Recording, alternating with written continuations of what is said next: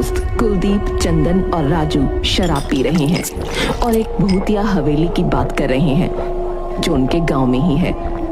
यारो, होली कल सुबह है लेकिन तुमने आज से ही पिलानी शुरू कर दी।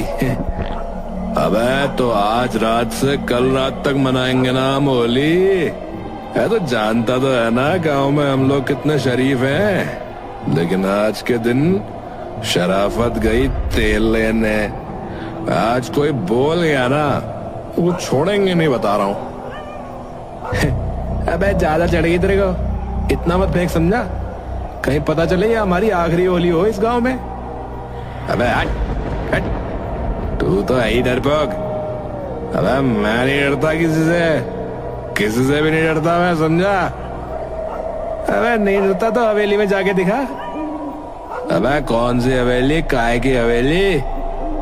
अबे वही भूतिया हवेली जिसमें गुलाल रखा है। और कौन सी हवेली? अबे राजू, ओए यार ये तू क्या कह रहा है?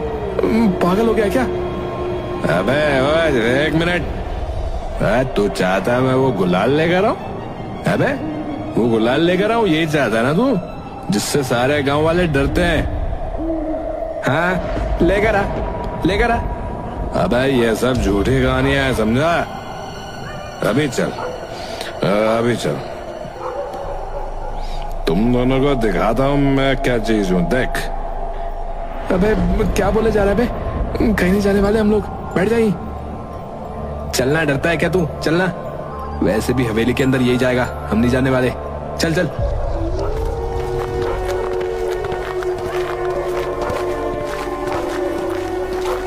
तीनों दोस्त हवेली के बाहर पहुंच जाते हैं। हवेली के ऊपर अजीब सी काली परछाई है, पेड़ों पर काले पत्ते और बहुत सारे कबूतर हैं। यार ये जगह ना मुझे कुछ सही नहीं लग रही है यार। ओए चलो वापस चलते हैं यार। अबे सही होती तो हम यहाँ आते थोड़ी बे। ओए कुलदीप, अंदर जा सकता है या बाहर का वातावरण देख के डर गया बेटे?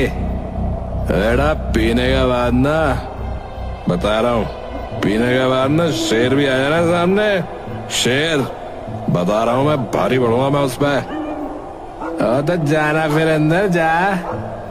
देख अभी तेरा भाई कैसे जाता है अंदर, देख लेना तुम दोनों। बैक कुलदीप अंदर जाता है। कुलदीप के अंदर जाने के बाद हवेली का दरवाजा अपने आप बंद हो जाता है। अबे बड़ा अंधेरा है यार, बिजली नहीं है क्या इस हवेली में?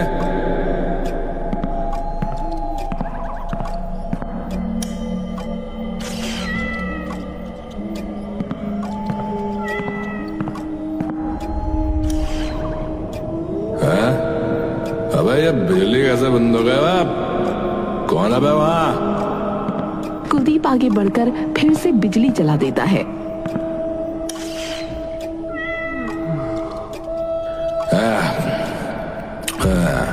लगता है यहाँ के स्विच बोर्ड भी खराब हो गया साला।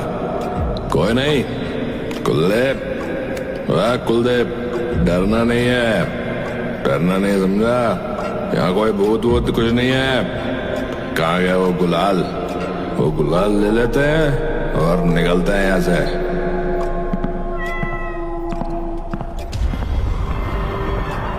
कौन है बे?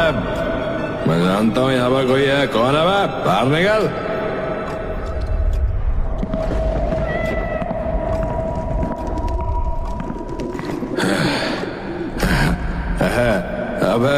अबे कबूतर दे यार, कबूतर दे।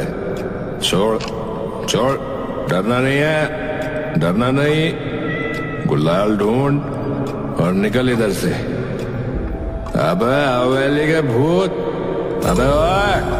अबे सामने आ। अगर तू यहाँ रहता है तो अबे देख, कुलदीप तेरे घर के अंदर खड़ा है। कुलदीप। तभी कुलदीप के सामने एक कमरे का दरवाजा खुलता है, जिसके अंदर एक थाली में लाल रंग का गुलाल रखा है। कुलदीप गुलाल की तरफ जाता है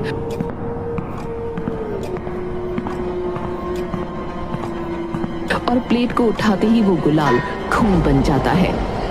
कुलदीप पीछे मुड़ता है तो देखता है उसके सामने विनाशक का भूत खड़ा है। जिसके मुंह पर लाल रंग का खून लगा है और उसके सफेद कुर्ते पजामे पर भी। होली मुबारक हो, होली मुबारक हो। कुलदीप चिल्लाता है।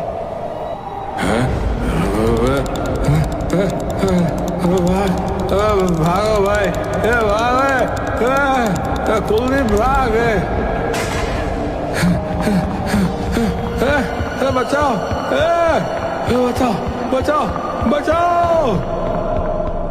हवेली के बाहर खड़े चंदन और राजू को हवेली का दरवाजा पीटने की आवाज आती है। अरे कोई दरवाजा पीट रहा है यार। अबे कोई नहीं बे, कुलदीप ही होगा अपना। अबे जाके खोल। रुक, मैं जाके खोलता हूँ, रुक।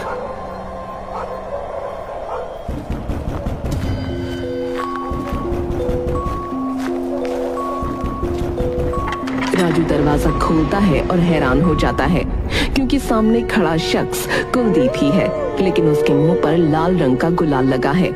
उसके हाथ में एक थाली है जिसमें लाल रंग का गुलाल है।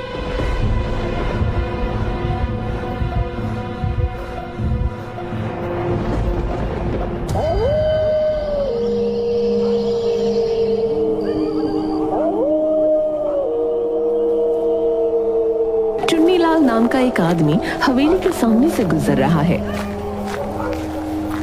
लेकिन वो देखता है हवेली का दरवाजा खुला हुआ है। अरे बाप रे, ये हवेली का दरवाजा कैसे खुला भाई?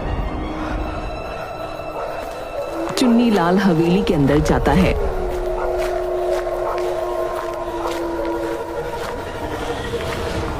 उसे भी कुछ कबूतर और सन्नाटा और कुछ परछाई महसूस होती है। अरे कोई है? कोई अंदर आया है क्या हवेली में?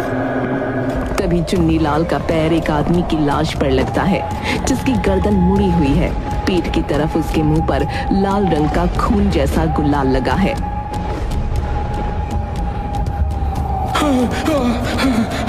अनर्थ हो गया, अनर्थ हो गया, अनर्थ हो गया। चुन्नीलाल दौड़ते हुए घर के दरवाजे पर दस्तक देता है। एक बुढ़िया दरवाजा खोलती है। देवरानी जी अनर्थ हो गया। क्या हो गया? इतनी रात में क्यों आया है? अरे हवेली का दरवाजा खुला हुआ था और उसमें एक लाश पड़ी हुई देखी मैंने। क्या? दरवाजा किसने खोला? कहीं किसी ने गुलाल तो बाहर नहीं निकाला? तो चल मेरे साथ।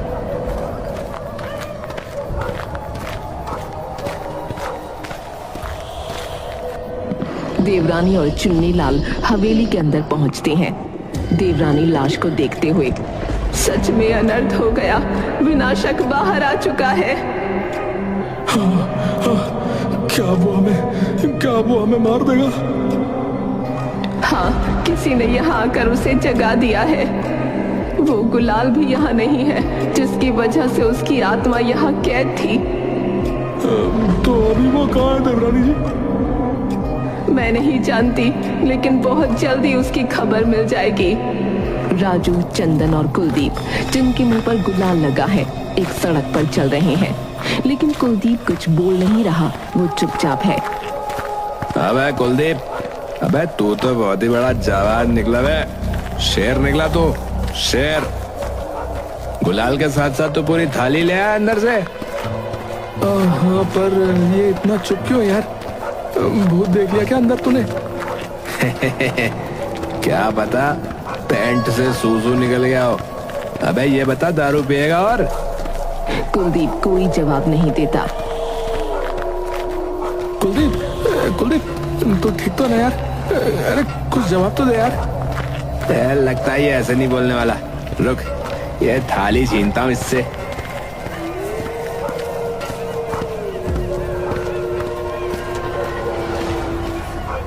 इधर लाए थाली। राजू कुलदीप से थाली छीनता है, लेकिन तभी कुलदीप गुस्से में आ जाता है और थाली से राजू की गर्दन पर वार करता है। राजू की गर्दन से खून निकलने लगता है। अरे कुलदीप, मुझे मार गिरा। चंदन चंदन चंदन मुझे बचा इससे, चंदन मुझे बचा इससे।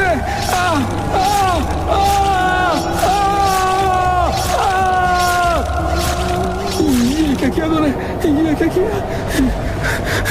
तू पक्का कुलदीप नहीं है, तू पक्का हवेली का भूत है, तू पक्का हवेली का भूत है। भूत चंदन की तरफ घूर कर देखने लगता है। भागा, भाग बेटा चंदन, भाग भाग। भूत लगातार राजू की गर्दन पर वार करता रहता है और आखिर में राजू की गर्दन धड़ से अलग होकर उसका खून अपनी थाली में बटोर लेता है। गाँव वालों, होली मुबारक।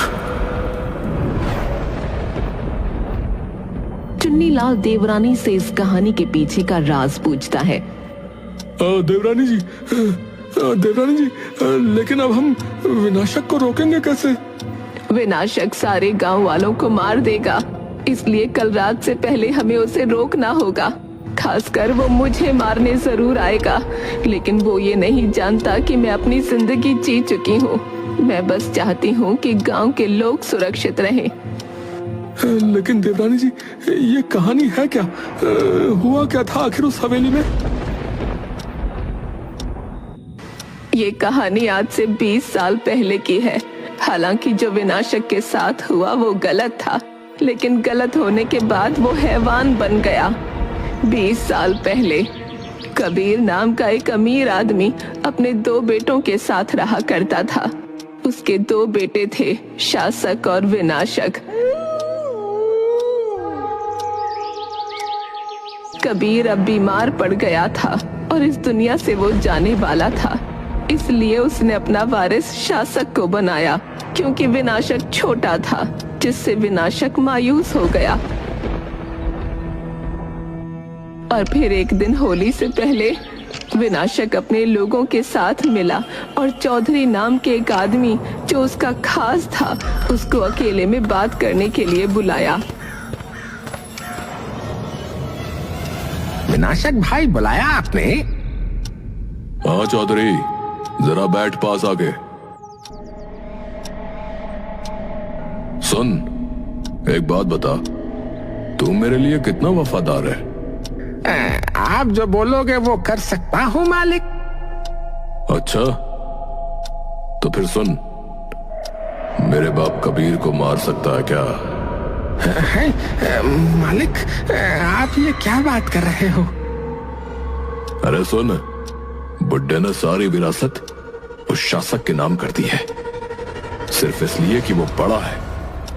लेकिन तू जानता है ना, इस विरासत के लिए मैंने कितना इंतजार किया है और कितनी मेहनत। आपके दिमाग में क्या चल रहा है मालिक? मैं इस बुड्ढे और इसके बेटे शासक को मारने वाला हूं। अब ध्यान से सुन, हमारे घर में एक परंपरा है जिसमें होली जलते ही सब अपने मुंह पर गुलाल लगा लेते हैं और कोई पहचान में नहीं आता। मैं होली से पहले की रात बुड्ढे को मार दूंगा और सारा इल्जाम शासक पे लगवा के अगले दिन उसको भी मार दूंगा, जिससे सारी विरासत मेरी हो जाएगी। पर मालिक, किसी को कुछ पता लग गया तो?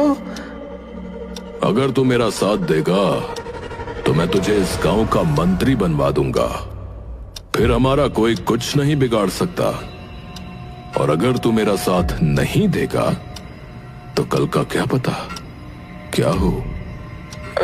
मालिक, मैं आपका साथ जरूर दूंगा। ठीक है, तो सुन, तुझे शासक को कहीं रोक कर रखना होगा। आप उसकी चिंता मत कीजिए मालिक, आप बस आज रात की तैयारी कीजिए।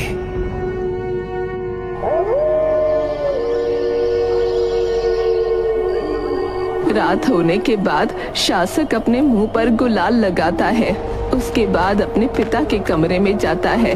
शासक का बाप अपने बेड पर लेटा हुआ था।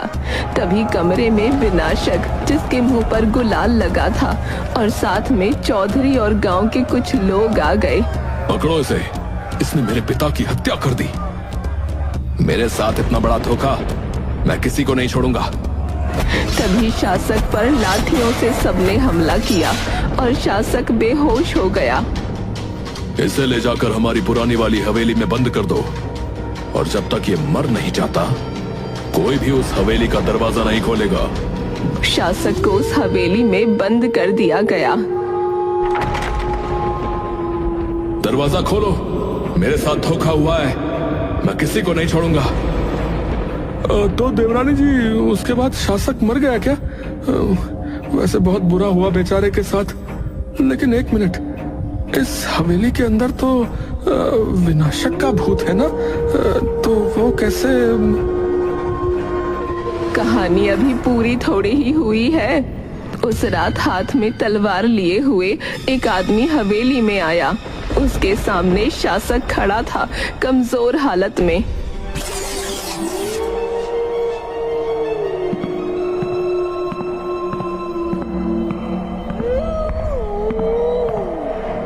कैसे हो शासक, या कहूं विनाशक? तुम्हें क्या लगा तुम पूरी विरासत हथियाने का षड्यंत्र रच दोगे और मुझे पता भी नहीं चलेगा? और सुनो, मैंने ही मारा बाबा को। चौधरी ने मुझे पहले ही सारी खबर दे दी थी। मैंने तुम्हारी योजना तुम ही पर इस्तेमाल कर ली। अब गांव वालों के लिए तुम हो शासक और मैं हूं विनाशक। तुम हो एक कातिल और मैं हूं एक राजा। अब तुम मेरे साथ क्या करने वाले हो? वही जो तुम मेरे साथ करने वाले थे।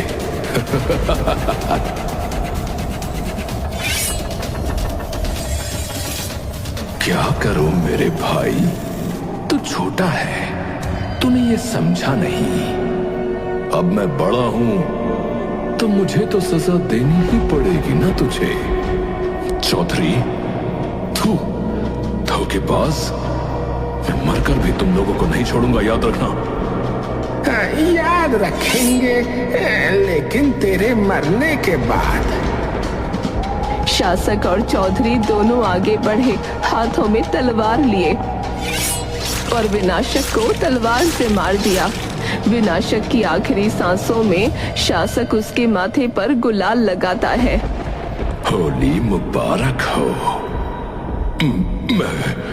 मैं लौट कर जरूर आऊंगा। शासक उस गुलाल को अपने साथ हवेली पर ले जाता है, जिसमें अब विनाशक की रूह समा चुकी थी। शासक गांव वालों को बुलाकर उसी वक्त एक घोषणा करता है। गांव वालों, मेरा भाई विनाशक अब इस दुनिया में नहीं रहा। हम उसे हवेली में कुछ समझाने गए थे, लेकिन उसने हम पर ही हमला कर दिया, और बचाव करते वक्त हमें उसे मारना पड़ा। लेकिन अब मैं विनाशक ही हूं, वारिस अपने पिता की विरासत का। तभी पास खड़े चौधरी में विनाशक की आत्मा आ गई। किसी को नहीं छोड़ूंगा, मैं हूं विनाशक। मुझे धोखे से मार दिया गया, और उसमें गांव वालों तुम भी शामिल थे, तुम सब भी। फिर चौधरी को पकड़कर गांव वालों ने बांध दिया, और देवरानी यानी मुझे बुलाया गया। देवरानी, बचाइए हमें, इसमें विनाशक की आत्मा आ गई है। दोनों भाइयों ने विरासत के लालच में एक दूसरे के साथ छल किया, और अब हमें भी खतरा है, बचाइए। शांत रहो, इसकी ताकत का जरिया कुछ और है। अगर विनाशक की मौत हवेली में हुई है तो मुझे जानना है हवेली से ये लोग कुछ साथ तो नहीं लाए। देवरानी की नजर तलवार पर जाती है। और फिर एक थाली जिसमें गुलाल है उस पर। देवरानी गुलाल वाली थाली को हाथ में लेती है। तभी चौधरी अजीब आवाज में चिल्लाने लगा, यही गुलाल है जिसमें इसकी रूह समा गई है, इसे हवेली पर लेकर चलो। देवरानी हवेली पर गुलाल को एक जगह रखकर कुछ मंत्र पढ़ती है और बाहर आकर हवेली का दरवाजा बंद कर देती है। गांव वालों सुनो, भूल कर इस हवेली में कोई प्रवेश मत करना, क्योंकि अंदर रखे गुलाल में विनाशक की रूह कैद है।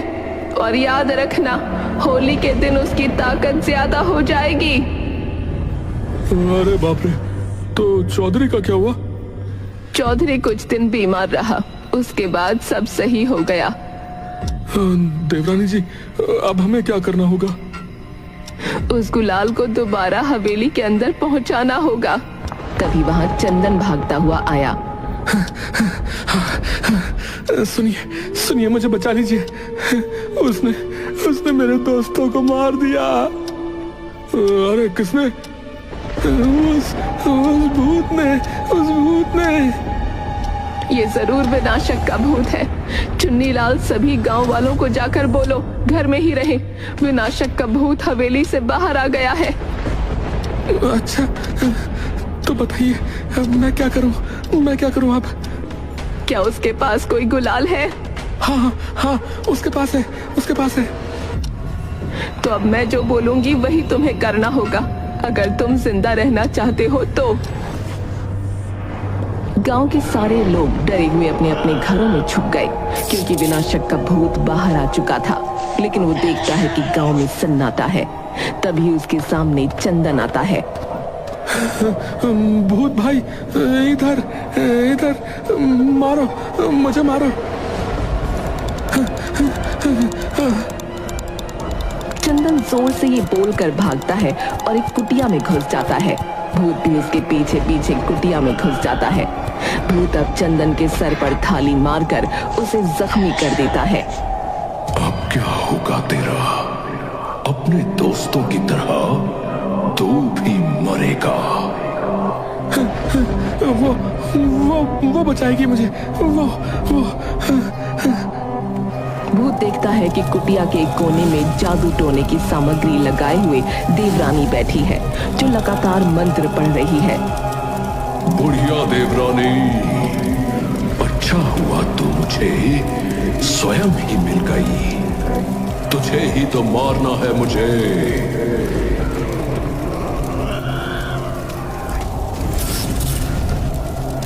तेरे जैसी तुच्छ आत्माएं मेरा कुछ नहीं बिगाड़ सकती।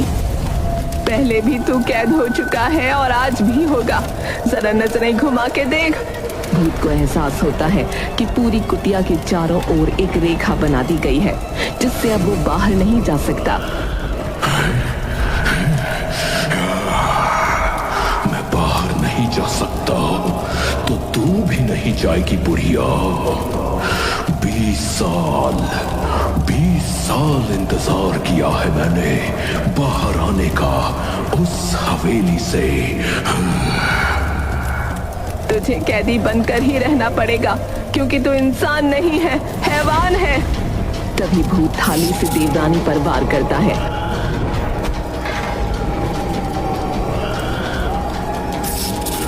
और अपनी शक्तियों से चंदन को भी दूर फेंकता है।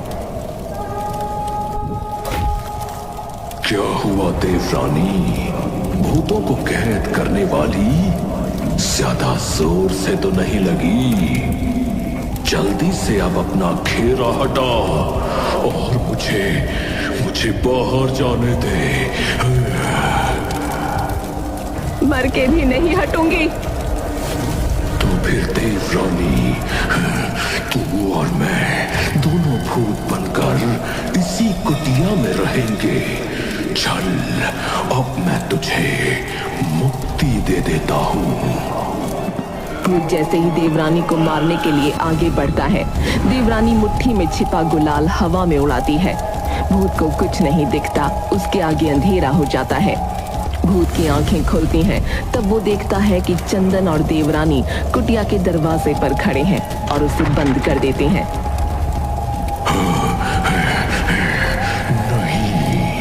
नहीं, दरवाजा बंद करने के बाद कुटिया में अजीब अजीब आवाजें आने लगती हैं। सारे गांव वाले कुटिया के पास खड़े हो जाते हैं। इसके मुक्ति का वक्त आ गया है। देवरानी के हाथ में वही गुलाल की थाली है जिसमें विनाशक की आत्मा कैद थी। देवरानी उस थाली को जला देती है। विनाशक का भूत भी कुटिया समेत जल जाता है।